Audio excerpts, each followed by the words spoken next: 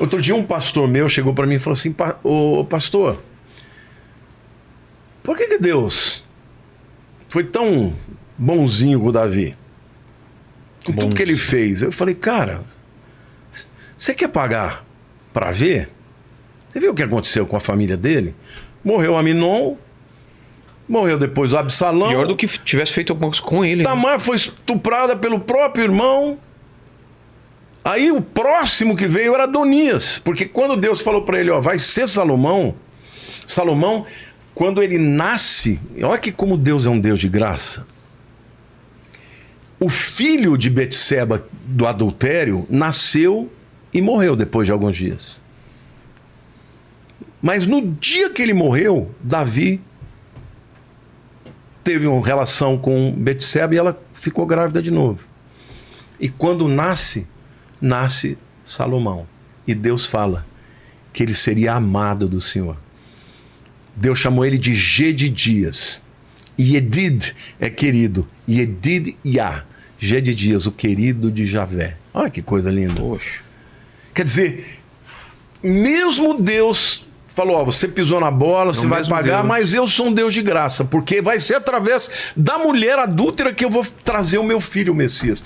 Não é extraordinário? Olha, Vilela, a Bíblia é um livro que para mim isso é uma prova da veracidade da Bíblia, porque ela não esconde os podres. Você sabia que, por exemplo, na genealogia de Jesus só aparece o nome de homens? As únicas mulheres que aparecem são mulheres que tiveram problema. Uma é Raabe, que era uma prostituta que se converteu lá em Jericó. Tamar. E por último, Maria. Maria, que concebeu virgem, mas que ficou mal falada. Sim. Tanto é que os líderes judeus falavam assim, quem é você? Você é filho de Maria? Filho de José? Nós nem sabemos quem é teu pai. Por quê? Porque correu para todo mundo que ela tinha tido caso com outra pessoa e que José casou com ela como corno. Acobertar. E a Bíblia não escondeu isso. Então, é maravilhoso isso, porque Deus deu o sucessor de Davi e o antecessor de Jesus, que foi Salomão, o filho daquele casamento que começou com adultério. Não é maravilhoso isso? Caramba. Isso prova para você, meu querido, que se você pisou na bola, se você se arrepender e buscar Deus, tem perdão e tem graça para tua vida. Agora, as coisas ruins ainda continuaram. O quê? Por quê? Porque, veja, morreu Aminon, morreu Absalão, o próximo que quis ser o rei era Adonias. E Adonias também começou a fomentar com a população, com líderes. Agitar. Inclusive o Joabe, que era o capitão de Davi, mas não fazia nada que Davi queria. Contra Salomão. Até que Davi, antes de morrer, ele chama Salomão e fala assim, olha, você vai ter que matar o Joabe. Porque ele vai tentar te derrubar. Salomão era jovem quando assumiu, talvez 15, 16 anos. Tinha um Adonias, Salomão chama Adonias e fala, ó, meu irmão, eu fui escolhido por Deus, então você anda na linha, senão eu vou ter que te matar. E no fim, Salomão teve que mandar matar o Adonias. Por quê? Porque não ia ter Porque ele ia se levantar contra Salomão. A última de Adonias, ele procura Betseba, que é a mãe de Salomão, e pede para ele poder ficar com a concubina do rei. Porque quando Davi ficou velhinho, aqui uma coisa gozada, quando Davi ficou velhinho, acho que ele já não dava mais no couro, já não fazia mais nada, ele pediu que trouxesse uma jovem para esquentar ele, porque ele começou a ter muito frio. Então ela vinha e deitava com ele nua, para ele se esquentar. Agora, quando ela aceitou isso, ela não podia mais casar com ninguém. Entendeu? Ela chamava Abisag. Com... Era uma concubina dele. Entendi. Nunca teve nada com ele, mas também não podia casar. Por quê? Porque quem se casasse com uma mulher do rei assumia o lugar do rei. que o Adonias fez? Chamou Betseba. Betseba não sabia disso. Falou: Betseba, eu amo a Abisag, quero ficar com ela.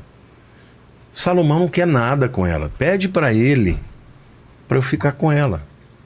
Aí ela chama a Betseba, que é a mãe de Salomão, fala: Salomão, deixa eu ficar com ela. Ele falou: mãe, você não sabe que quem ficar com a mulher do rei é o rei? Ele está querendo meu trono. Nessa hora ele manda matar o Adonias. Ou seja, a família dele... Pô, toda destruída. Toda destruída. Por quê? Porque tudo por conta do que ele fez com Urias. Então não foi barato. No mundo teve perdão? Teve, mas teve No mundo consequências. espiritual tem um preço a ser pago sempre. Quando você abre uma brecha, você abre uma legalidade... Tem consequência. Tem consequências. O arrependimento, e muitas vezes, Deus perdoa e deixa quieto. Mas se a pessoa insistir no erro, se a pessoa continua errando, continua fazendo, aí vai ter consequências.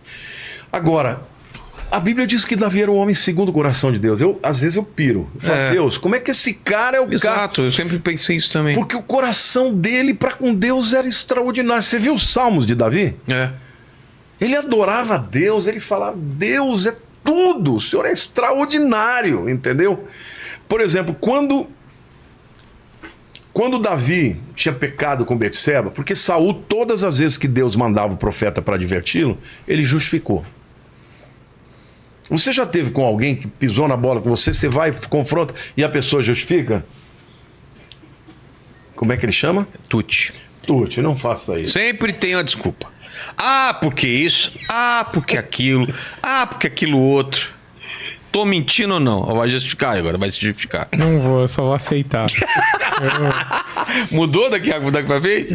Cara, tem algo. É que tem, como eu falei, tem semanas. O Lênin é um cara que aceita, você é um cara que não, veja bem, não é bem assim, aquele negócio lá. Mas eu já tentei justificar mais. Agora eu tô dando uma. Eu só tô aceitando. Simplesmente essa semana eu só tô aceitando. Tá certo. E é mais ou menos... E Davi não era esse, ele aceitava que ele tinha errado. Davi, por exemplo, quando ele pecou com Betseba, um dia chega o profeta Natan. O profeta Natan era um profeta que Davi amava. Mais velho que ele ou não? Não, ele era o homem de Deus no lugar de Samuel. Ah, tá. Entendeu? E Davi respeitava os profetas. Os profetas iam lá e... Entendeu? O Davi era o seguinte: escreveu, não leu, um pau comeu. Por exemplo, tinha uma mulher, que é Abigail, que ela era esposa de um homem chamado Nabal. A Bíblia chama ele de filho de Belial. Filho de Belial é o pior xingamento que você podia demônio, dar. né? É um demônio. Certa vez Davi estava cansado, estava chegando com os soldados dele, e ele estava morrendo de fome, de cansaço. Ele manda umas pessoas na frente para dizer: olha, Davi está chegando, pede para Nabal preparar tal, comida, bebida para os homens, para os animais. Tava falou: o que eu tenho com esse Davi? Não vou dar comida nenhuma e não vou dar nada para ele. Quando Davi soube, ele falou: vou matar esse cara. Vou matar ele, vou matar a mulher dele, vou matar todo mundo. Quando Abigail ficou sabendo, Abigail vai para frente e intercepta Davi antes dele chegar. E ela se prostra, se ajoelha, pede perdão e fala: eu não estava lá, eu não vi. Mas ela levou ovelhas, levou comida, levou água, se prostrou. Davi se encantou com ela, falou: olha, porque você é sábia. Olha que homem também tremendo. Ele falou: você não só impediu a morte do seu marido, você impediu que eu fizesse uma injustiça. Quando em seguida Nabal morre, Davi fica sabendo, ele manda buscar Abigail. E ele fez ela sua esposa. Então Abigail é uma das esposas de Davi, que era marcada por ser uma mulher sensata, sabe? Mas ele ia matar todo mundo. Então, assim, com os inimigos, não entendeu? Tinha... Não tinha. É aquela história do homem de duas palavras. Ele era um guerreiro sanguinário, entendeu? Ele pensa bem, um homem de 3.000 anos atrás, ele era um troglodita. Ele não era um gentleman, não é um cara que você pinta... Era outro tempo, né? Outro tempo, entendeu? Mas quando era com Deus, Quando o Natan chega para ele e falou: Natan, eu tô com um problema. Natan falou para ele: Davi, eu tô com um problema. O que foi, Natan? É o seguinte, tinham 2 homens, um pobre e um rico. O rico tinha muito rebanho, muitas ovelhas. O pobre só tinha uma ovelhinha, que era tão cara para ele que ele deixava ela morando dentro da casa dele. Comia no prato dele, bebia no copo dele.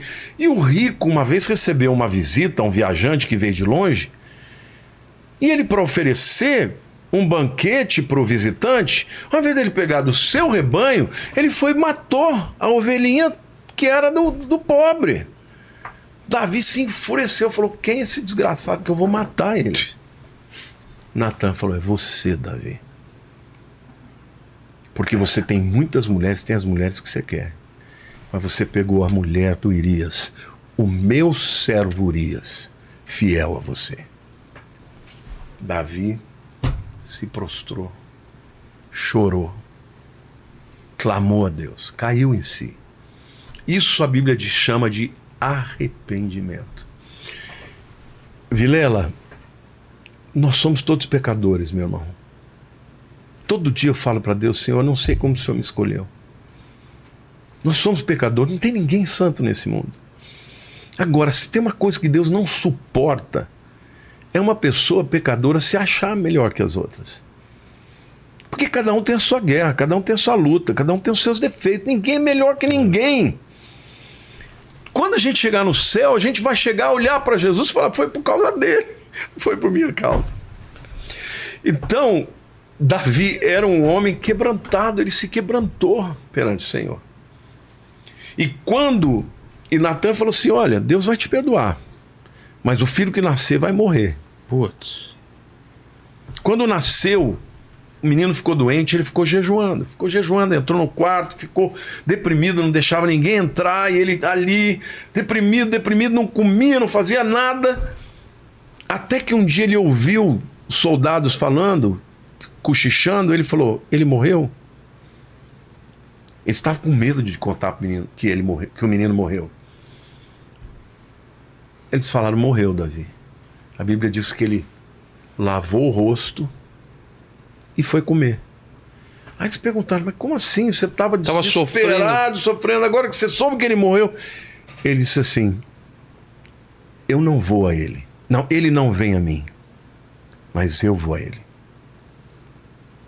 Ele entendeu que Deus falou não, mas ele se arrependeu nesse processo profundamente. E Deus se agradou dele, que no mesmo dia ele tem uma relação com Betseba, ela fica grávida, e quando nasce o filho daquela mulher que provavelmente era rejeitada por todo mundo, pelas próprias outras esposas e concubinas, ele é chamado de Jedidia, o amado de Javé. Assim, eu fico muito emocionado porque o amor de Jesus é lindo, né?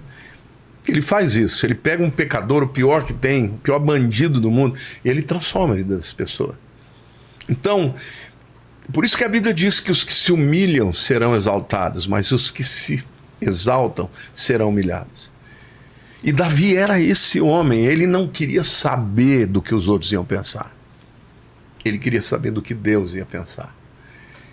E ele era um homem que tinha comunhão, ele ia buscar 7 vezes por dia na frente do tabernáculo. O tabernáculo, os rabinos dizem que ele tinha um linho branco, não o tabernáculo de Moisés, tá? Que tinha uma estrutura de várias peles pesadas. Não, aquele era de linho branco. E lá dentro estava a arca. Quando batia o sol, a sombra que fazia no final do dia, fazia com que a sombra dos querubins viesse para fora da tenda. Davi se prostrava onde estava a sombra, para dizer para Deus: eu quero estar onde está a tua presença. Então Deus amou esse homem e teve um compromisso com ele, disse: olha, nunca vai faltar um descendente para o trono. E ele foi o antecessor de Jesus. Jesus era chamado de filho de Davi. Ah, é? É. Jesus é descendente de Davi. Tanto de Maria, que foi a única realmente humana, né? Quanto de José. José, vamos dizer assim, pela autoridade dos homens e tal, mas Jesus era descendente de Salomão e de Davi. Um dos lados de Salomão, o outro lado de um outro filho de Davi, mas foi descendente de Davi pelos dois lados. Por isso que Jerusalém é a cidade tão amada, porque aquele lugar é um lugar especial desde os primórdios. Os rabinos dizem que lá foi o mundo fundado. Depois foi lá que Isaac foi oferecido por Abraão. Foi lá naquele lugar que Melquisedeque encontrou com Abraão. Foi lá que Jesus, o Cordeiro de Deus que tira o pecado do mundo, foi oferecido. Naquela região, né? Foi no Gólgota, mas naquela cadeia de montanhas. A cidade de Jerusalém é a cidade que Deus mais ama na terra. Por isso que Satanás odeia tanto e por isso que tem tantos povos tentando destruir. E quando você pisa lá, você sente isso, né? Sente que tá num lugar que é diferente mesmo. Você já foi quantas vezes lá? Só uma, eu quero voltar logo. Fui Jerusalém uma vez. Eu fui em Tel Aviv na segunda vez, agora durante o conflito. Quer ir comigo uma vez? Vamos, por favor. Talvez eu vá no fim do ano. E eu queria tentar, que eu acho que vai ser difícil agora por causa do conflito, que é Belém, né? Porque é uma área controlada pela Cisjordânia. Belém eu já fui, mas não vou mais agora. E não pode agora, né? A área de Belém a maior parte são cristãos, tá? É de cristãos. Mas tem os muçulmanos também. Mas é uma área perigosa. Falaram. Perigosa. Então, mas é um lugar extraordinário. Mas vamos sim, pastor. Mas Davi, cara, Davi era esse homem. Era esse homem de coração adorador mesmo. Hoje eu consegui entender um pouco isso, porque sempre ficou na cabeça assim, o cara errou tanto, fez umas coisas tão absurdas e mesmo assim foi abençoado, conseguiu tanta coisa. Mas a gente não coisa. ora. A gente não erra também, desculpe. E por que qual a diferença de Davi e Saul? É que a gente imagina que um tipo de pessoas dessa não erra, né? Que é totalmente... O que acontece? Saul, quando Deus confrontava, ele não chorava, ele não se quebrantava. O que ele fazia? Dava desculpa. Quantas pessoas que você conhece, que você fala de Cristo, você fala, você é um pecador como eu sou também, como todo mundo é. Um dia vai falar, eu tive muita chance e deixei passar todas as vezes. E fala, não, eu não preciso, eu não mato, eu não roubo, eu não faço nada contra ninguém. E o outro fala, não, eu sou pecador mesmo, eu não mereço. Eu não mereço a salvação, não mereço bênção nenhuma. E Deus fala, mas todos pecaram. Como ladrão, na última hora, ao lado de Jesus, né? Ele teve tempo de fazer alguma boa ação? Não teve. Mas e no entanto, Jesus disse, hoje mesmo estarás comigo no paraíso. Então Davi é um cara extraordinário nesse